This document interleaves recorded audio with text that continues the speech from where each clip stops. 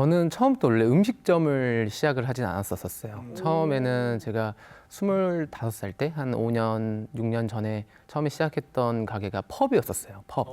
네네. 네, 가볍게 맥주 한잔 할 수 네, 있는. 가볍게 먹을 수 있는 그런 공간에서 시작을 했었는데 첫 가게를 했었을 때 뭐 그냥 가게를 하고 싶다라는 마음이 좀 컸었던 것 같아요. 뭐 모든 청년들이 가지는 생각처럼.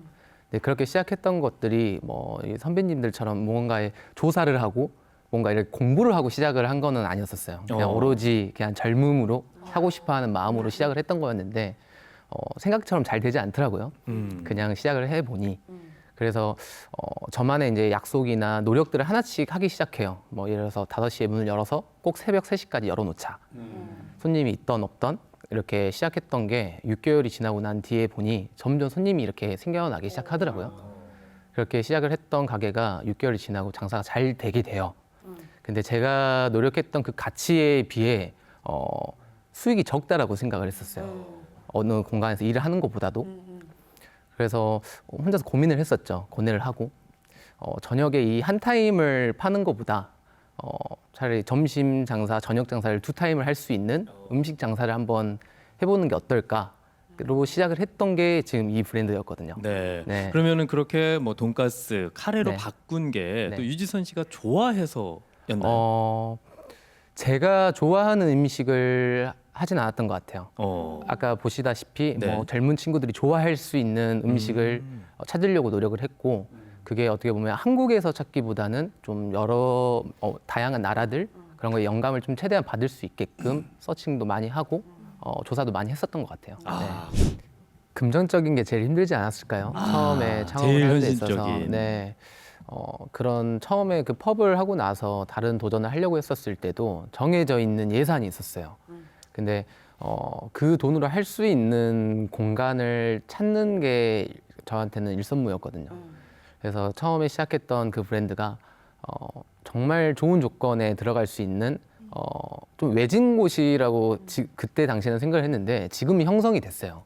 지금은 좋은 거리가 형성이 됐고 네, 거기서 시작을 할 때 모든 게 다 열악했어요. 엄청 오래된 구옥이었고 인테리어도 할 수 있는 금액이 한정적이었기 때문에 셀프로도 하고 그렇게 했던 부분이 있었는데 근데 가장 문제적이었던 건 화장실이 엄청 협소했었어요. 그래서 들어가는 입구가 정말 이 허리 높이로 돼 있어서 숙여서 들어가야 하는 그런 화장실이었거든요.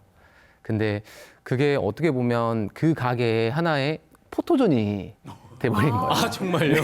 특이하다고? 특이하다고. 그래서 그게 이슈화가 되기도 했었고 음식에 대한 그런 젊은 사람들의 그런 이슈화도 되기도 했었지만 그런 재미있는 요소들이 어떻게 보면 그때 당시에 손님들한테는 크게 엄청 작용을 했던 것 같아요.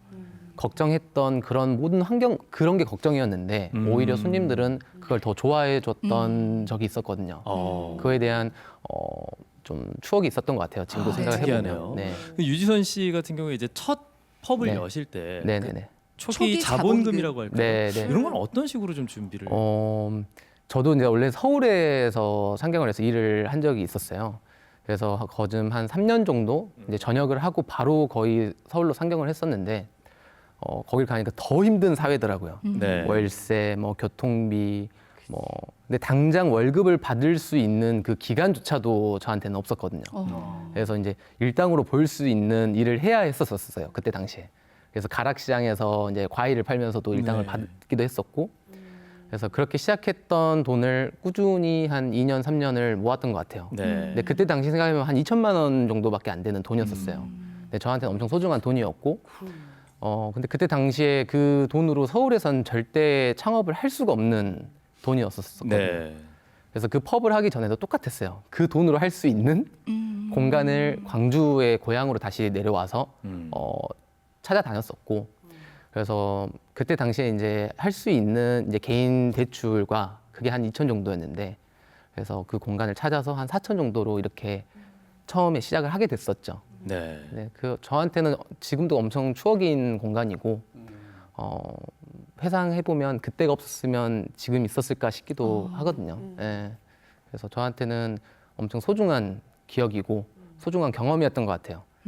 또한 그때 있었던 그 꾸준히 3시까지 열어놓고 손님들과 그런 소통했던 경험이 없었더라면 그 새로 시작했던 그 음식점도 뭔가 조급해하고 좀 그랬을 것 같은데 그 경험 때문에 좀 더 침착하게 손님들과 이렇게 소통하면서 단골들이 만들어지고 또 이제 그 펍을 하면서 있었던 단골분들이 와주신 것도 엄청 많았었거든요. 초창기 네. 때. 네. 그래서 그런 게 엄청 시너지가 날 수 있지 않았을까 지금은 생각해 봅니다. 네. 유재선 씨 처음에 매장 시작하셨을 때 네네네. 그때 나이가 어느 정도였습니까? 25이었습니다. 그때.